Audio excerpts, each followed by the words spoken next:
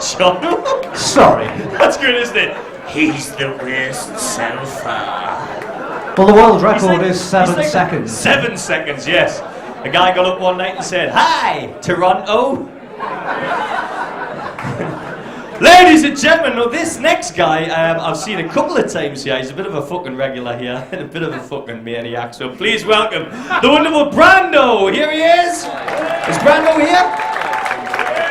Is Brando here? Here he is, Brando. Well in, mate.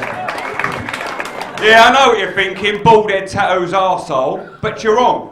I'm a sensitive, caring, kind-loving man. I'm a nurse, but that's obvious. I practice my humour with my patients. A lot of them have seen I've got dementia, so I don't get much of a response. But I hope I will tonight, although looking at some of you, I'm not quite sure.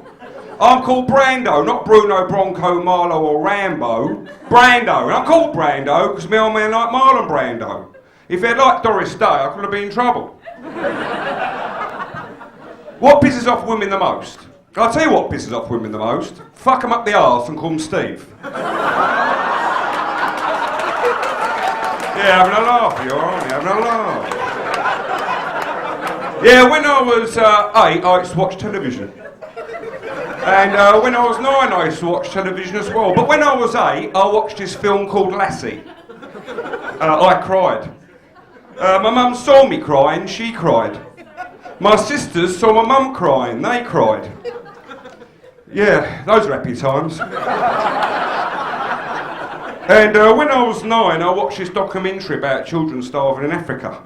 And I said to my mum, I'm going to raise money for these Africans. She goes, yeah, all right then, dear. Anyway, the next day, I got all my toys together, went down the street, sold them all, come back. And I said, Mum, look what I've got. She goes, where'd you get that money from? I said, I sold all my toys.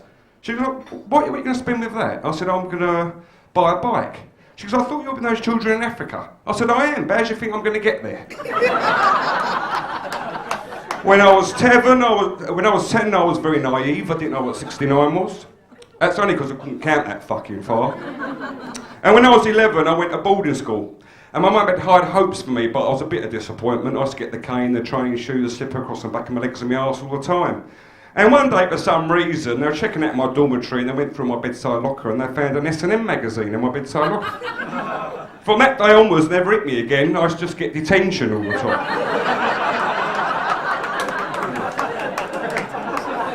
Yeah, I met this girl the other day, lovely girl, sitting on either side.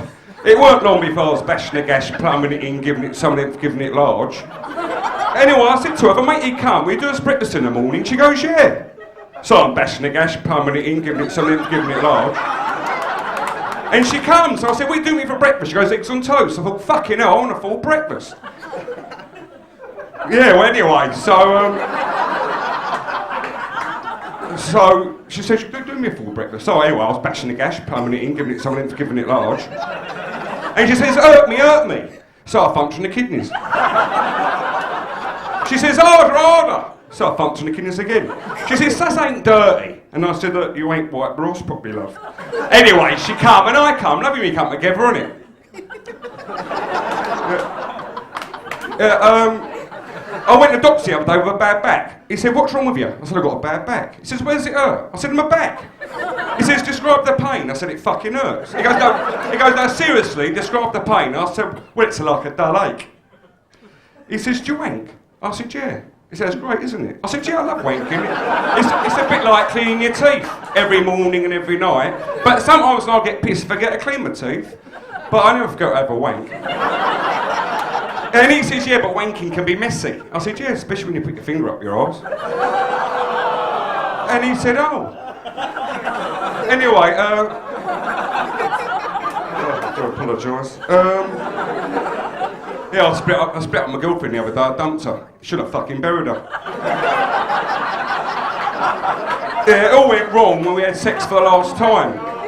I was on top of her, giving her a portion, and she said, what's wrong? I said, nothing. She goes, what's in your mind? I said, nothing. She goes, what's bothering you? I said, I can't feel nothing.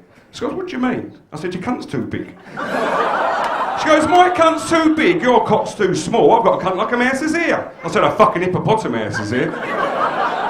Anyway, do you want to hear a beautiful poem? Yeah. Oh, fuck? Does that mean yes or no? Alright, it goes like this. Gladness every night you fall upon my tired eyes. When I share a special moment, you free me from my ties. Your beauty is everywhere. Every time I look, I see the wonder of everything you do for me. Now that could be about God. Oh yes! It's Brando, our second guy who's through. Getting through the final yet again. Surely on his violent fucking presence. And the fact he looks like Gianluca Violi as well, when his Chelsea fans in. Fucking crazy. Well done, Brando. You'll be seeing him again. Big round of applause. He's your next guy.